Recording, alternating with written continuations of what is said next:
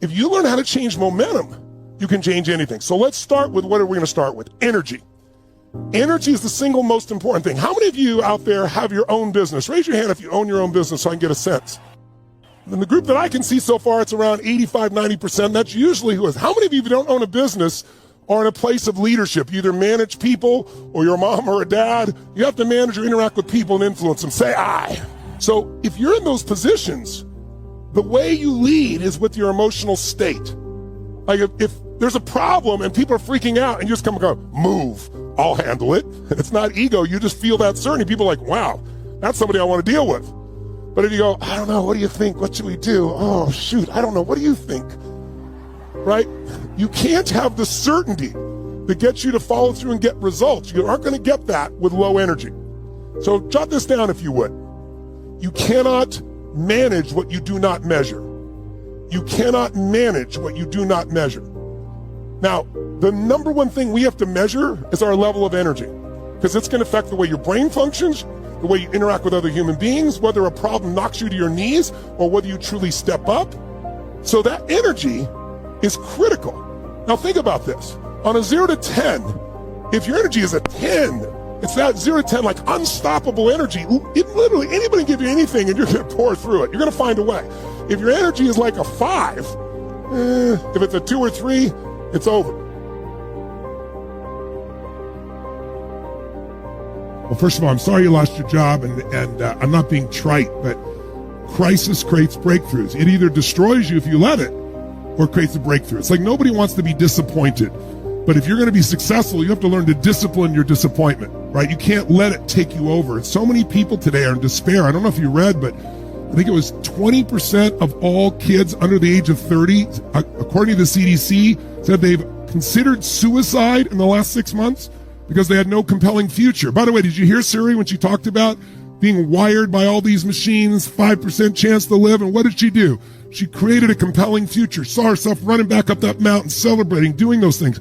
Without a compelling future, you're not going to make anything happen. What you're going to get out of this weekend is a compelling future, number one. Number two, you're going to learn how to change your state. So it doesn't matter, just like Siri did. It doesn't matter what's going on. It doesn't matter how bad it is. You're not just going to understand it intellectually. We're going to be doing it day and night, night and day. When I talk about this idea of immersion, I don't think some of you really get what I mean. Like immersion is when you're living, breathing, experiencing it, not sitting back, writing a few notes and thinking about it. We have some processes there that are incredibly intense, but they're incredibly fulfilling because they change the way your brain is wired.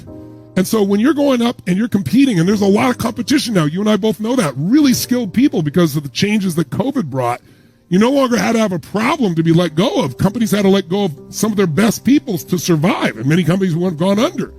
So if you're going for that next opportunity, your psychological, emotional fitness, your capacity to be able to deal with any challenge, your ownership of yourself is what's going to push over the edge. Because we all know applicants, there's lots of applicants now. We're looking at so many great people, but we're looking for the people that have the mental, emotional fitness, the chemistry, the psychology to be able, no matter what they face, to turn around. And that shows up more than your CV does, that's for sure. That shows up a hell of a lot more than telling us what you can do. It's feeling who you are. Let me give you an example. Let's say, for example, you're in a relationship with somebody. And let's say the two of you truly love each other. I mean, adore each other. And you're both in these peak high energy states and you love each other. How will that relationship go? You know it's going to be a great relationship. It's not going to be poor. It's not going to be weak. Two people in great states around each other, loving each other, extraordinary, magnificent. What if you have the same two people and you let the energy drop down to, pretty good, okay, good. Not outstanding, amazing, magnificent, but, good.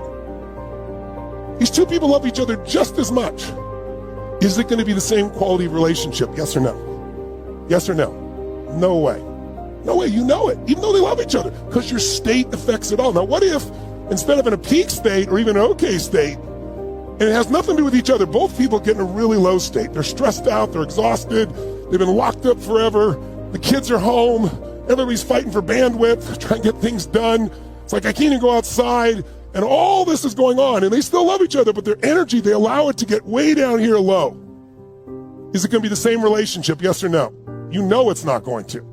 Now people are going to say and do things they don't even mean, but their partner may not forget it, and it hurts. Now we got problems. The only other position is one's high energy, one's low energy. That's another danger zone. Because this person's want to stay good. Well, why aren't you feeling good? And they might even get in a fight over this. So your energy's got to be measured. So shake your body out just for a second.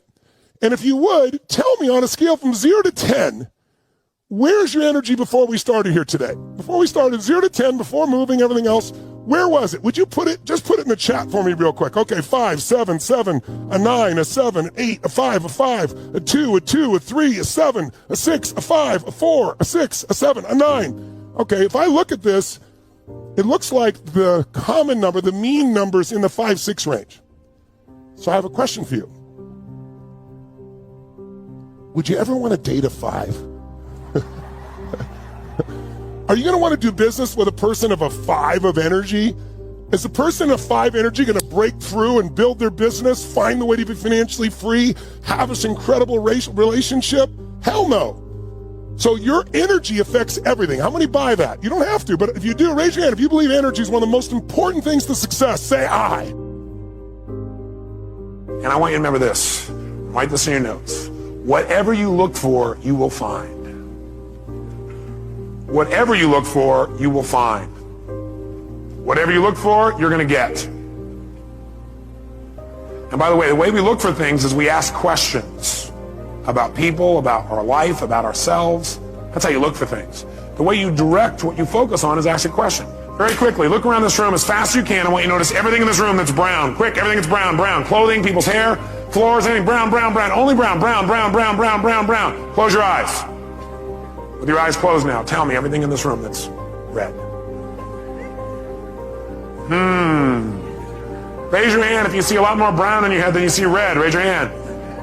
Open your eyes, look for red now. See everything you see in this room that's red, red, red, red. Anywhere you can see it, clothing, people, anywhere you see red, red, red, red, red. Look around, red, red, red. How many see a lot more red now? Raise your hand. Guess what? You get what you look for. And I got you to look for it by asking a question. That's also how you get yourself to look for things, by asking a question. Like, what's wrong with this person? And you know what? If you look, you'll find what's wrong. There's wrong. Look, there's what's wrong with them. Why are they such a scumbag? You say, okay, why? All right, here's one reason, here's another, here's another. How come I can never succeed? Well, let's see here. You look inside, you say, oh yeah, these suspenders aren't the right level. Yeah, this here, yeah, my childhood, yeah, I got all the reasons. We get what we look for. Can you find somebody's horrible, and could you find something good in them if you look for it? Yes or no? Yeah, because you're the one that determines whether it's good or not anyway. Isn't that true? Could you find something good in Saddam Hussein if you wanted to? I'm not saying we should. Right? But if you wanted to, could you? Do certain people think he's good? Yeah. People say, hey, he's gotten back our land. I don't necessarily agree, but you don't have to agree to be able to appreciate. Is there a difference?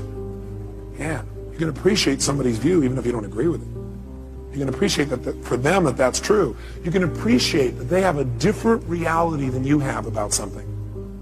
Most of us think we all have to share the same perceived reality. I'm sure we share the same physical reality, but physical reality is not what most of us experience. We experience a perceived reality we've made up in our head. Isn't that true? And so do you remember what the title of this technology is? Bridging realities. What we're going to want to do is build a bridge between our reality and somebody else's so that we can connect and have a relationship. We don't have to make them live in our reality.